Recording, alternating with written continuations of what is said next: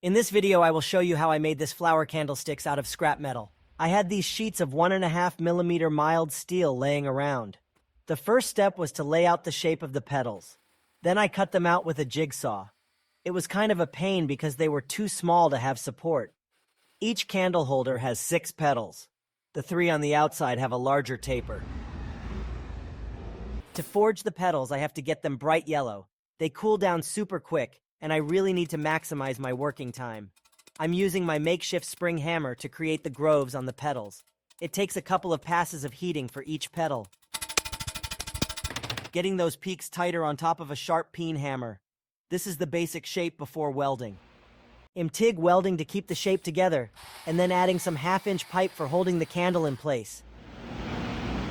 Adding a slight curve to the outer petals to fit the rest of the petals better. And this is my Elibrat welding jig. It's just magnates and a heavy pipe slice. It's a small piece of thin metal and quite tough to weld. I had to rebuild some of it with the filler rod. This shape is not very organic, so I'm heating it up and to open the top part of the flower on this V-shaped anvil. Then there is a lot of tweaking to get it looking right. It's a lot of delicate work, but really important to make it come alive.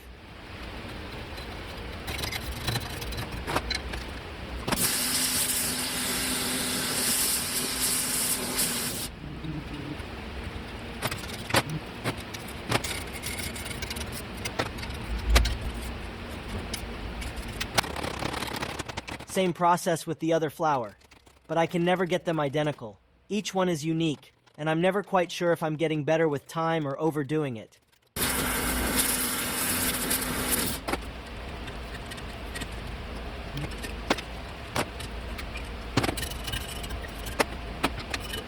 After all the forging, there is quite a lot of mill scale. It takes some effort to remove them with the wire brush.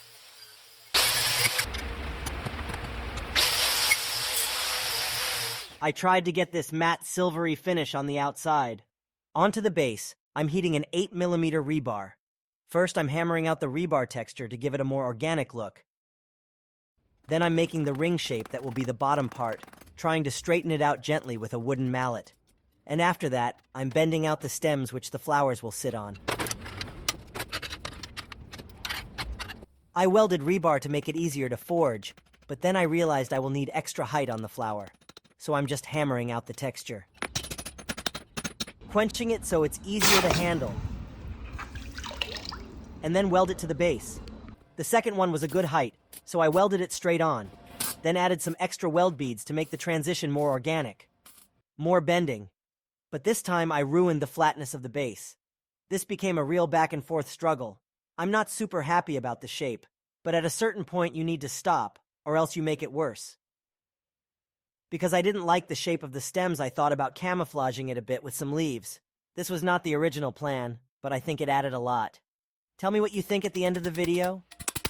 I used the same technique with the spring hammer, but this time I gave it some extra textures with the peen hammer. Then it was off to the V to give it a little bend and twist. I'm using the center for the bend and the corner to make it twist.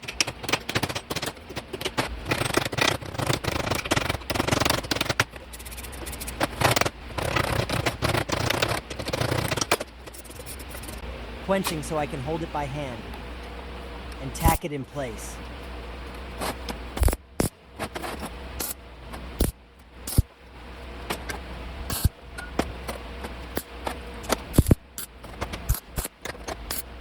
Here I'm grinding out the welds with a tungsten carbide bit on a Dremel. This removes a lot of material, but the debris is like thorns. It goes everywhere and gets stuck in my hand long after I finish grinding. After it's all smooth, I heat it up with a torch to get back to the dark oxide color, same as the rest of the piece. It also added some cool blue tints to the flowers that didn't have mill scale. This brass brush adds a really nice golden highlight, but unfortunately it wore out when I applied the finishing product. WD-40 on the hot metal darkens the spots. So before finishing, I'm degreasing with acetone. Then I'm applying 2 layers of Kappas. It seals the metal and prevents any rusting, unfortunately gives it a slight plastic feel. By the way, do you like my pink gloves? So there it is, the final piece. Hope you enjoyed this video. Until next time, bye everyone.